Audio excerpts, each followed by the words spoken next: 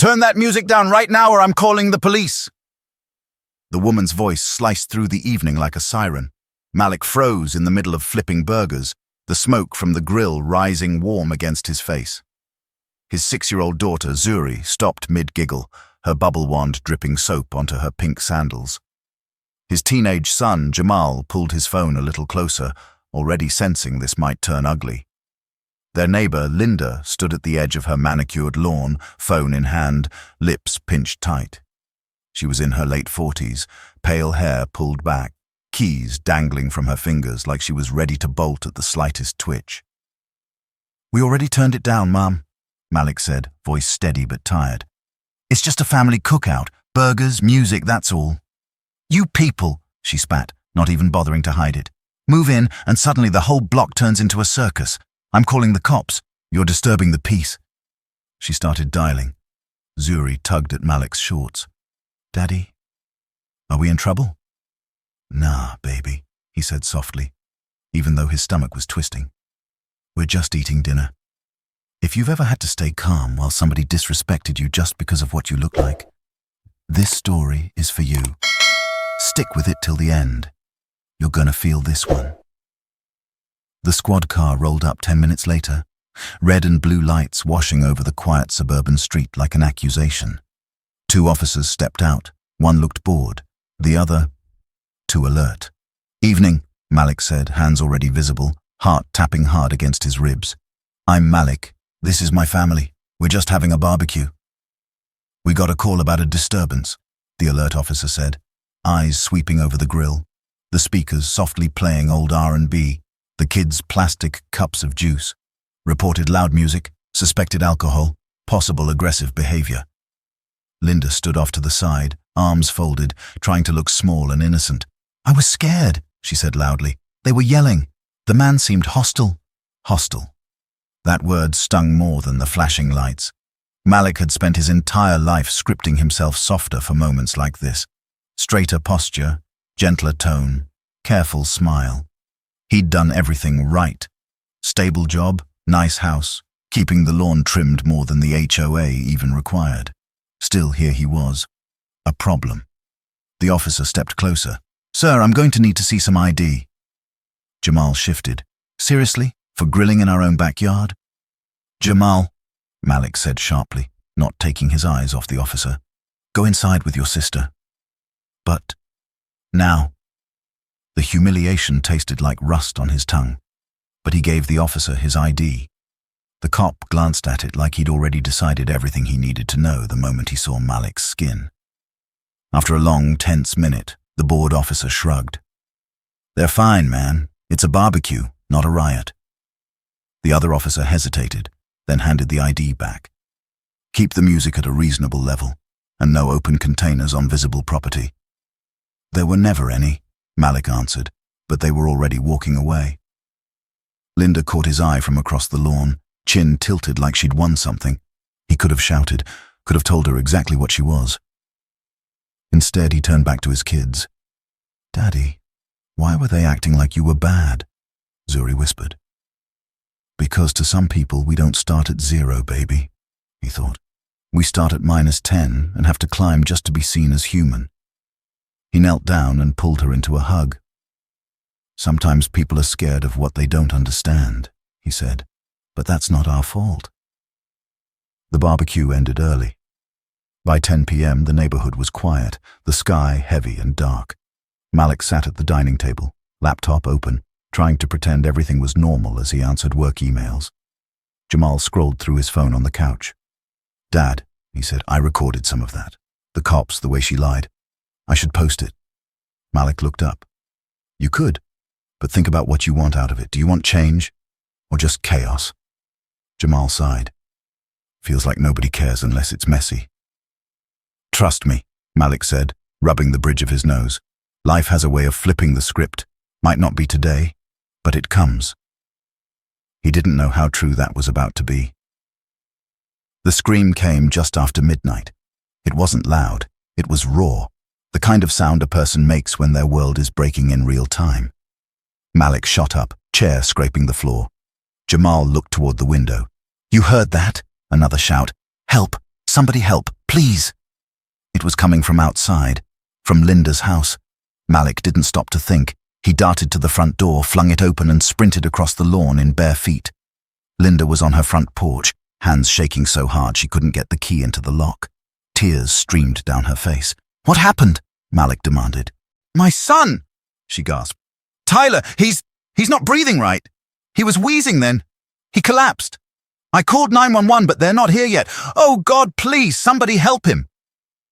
The door finally swung open and she rushed inside. Malik followed. Tyler lay on the living room floor, small body limp, lips tinged blue, eyes half open and unfocused. An inhaler lay beside him, useless now. Malik's brain shifted into another gear. Years ago, he'd volunteered at a community center and taken CPR and emergency response classes, back when he thought he might become a paramedic. Back before life rerouted him into office work and mortgages and PTA meetings. "Jamal," he yelled over his shoulder. "Grab my phone. Call 911. Tell them we have a child in respiratory distress. Address is 342 Oak Lane. Go." He knelt beside Tyler. "Tyler, buddy. Hey," he said, voice suddenly soft, hands steady. He checked for a pulse, for the rise and fall of a chest that barely moved. "I can't lose him," Linda sobbed behind him. "Please, please." The woman who had called the police on him hours ago for playing music was now begging him to save her child. If that's not dramatic irony, nothing is. But in this moment, Malik wasn't a target, or you people, or a problem. He was just a father looking at another parent's worst nightmare. He tilted Tyler's head back, opened his airway, began rescue breaths and compressions like muscle memory, counting quietly under his breath, focusing. 1, 2, 3, 4. "Come on, little man. Stay with me." Linda knelt nearby, hands pressed to her mouth, watching the black man she'd nearly had arrested press life back into her son's chest. The sirens finally wailed in the distance, getting closer, closer. Then Tyler jerked. He coughed, gasped, then let out a ragged cry. Air scraped back into his lungs like it hurt, but it was there. "That's it. That's it," Malik said, exhaling a breath he didn't realize he'd been holding. Linda sobbed, reaching for her son, but hesitated as paramedics burst in, taking over with oxygen and monitors. "Who started CPR?" one of them asked as they loaded Tyler onto a stretcher. Malik lifted a hand. "I did." The paramedic nodded, impressed. "You probably saved this kid's life tonight." Linda's eyes snapped to him, wide, stunned. The same man she'd painted as dangerous. The same man who had lowered his eyes to avoid escalating things with police. That man had just been the reason her boy was still breathing. That's the moment the power shifted. It didn't look like a movie scene with dramatic music and slow motion. It was quieter, heavier. It was the realization settling into her bones. She'd misjudged him so deeply it could have destroyed his life. And now he'd just protected hers. The ambulance pulled away. The street went still again. Linda stood on the sidewalk, arms folded around herself like she was holding her own shame in. "Why did you help?" she whispered. "After what I did, why would you help me?" Malik looked at her, exhaustion and hurt sitting in his eyes. But there was something else there too, a depth she couldn't read. "Because he's a child," Malik said simply. "And because I'm not you." She flinched like he'd slapped her, but she didn't argue. She couldn't. Jamal stepped out onto their porch, phone still in hand.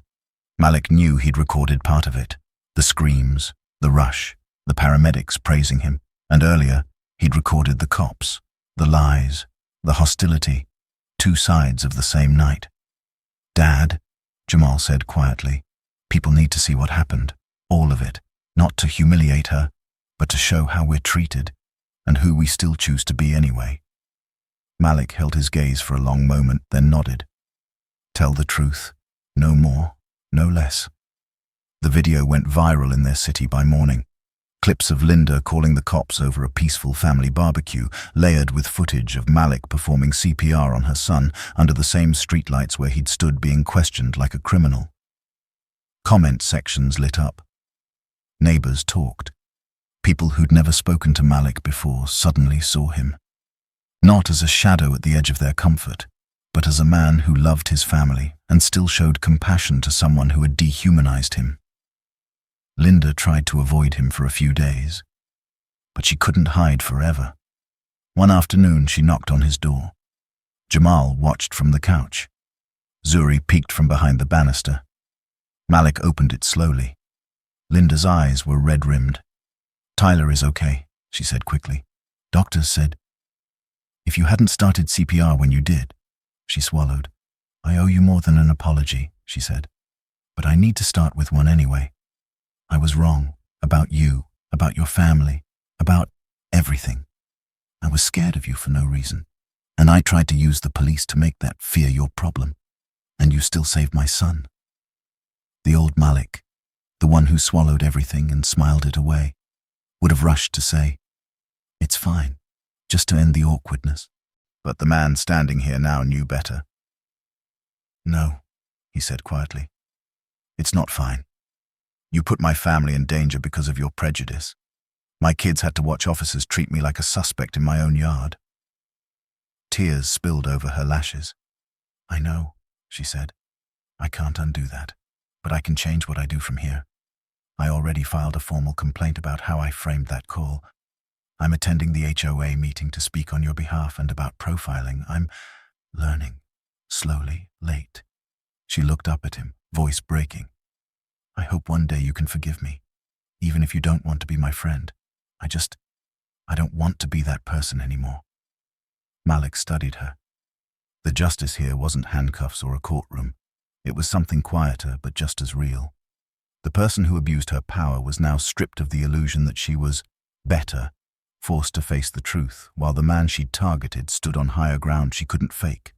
"I don't hate you," Malik said finally. "But forgiveness isn't a switch. It's a road. You walk it. We'll see where you end up." She nodded, accepting the weight of that. That night, Malik sat on the porch with Jamal, watching the sun sink low and soft. "You still mad?" Jamal asked.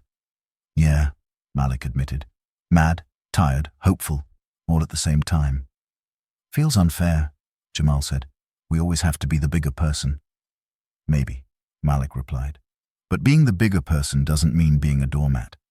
It means we don't let their hatred decide who we are. We can demand justice and still choose compassion. That's our power, not our weakness." He looked at his son. "When they called the cops, they thought they could define me in one phone call. But what happened after? We defined ourselves. If you've ever been judged before people even knew your name, if you've ever had to swallow your anger just to stay safe, drop a comment, tell your story.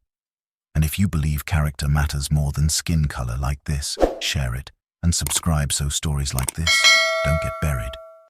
Because the world needs to see that real justice doesn't always look like revenge. Sometimes it looks like choosing to save a life and still refusing to let anyone shrink your worth."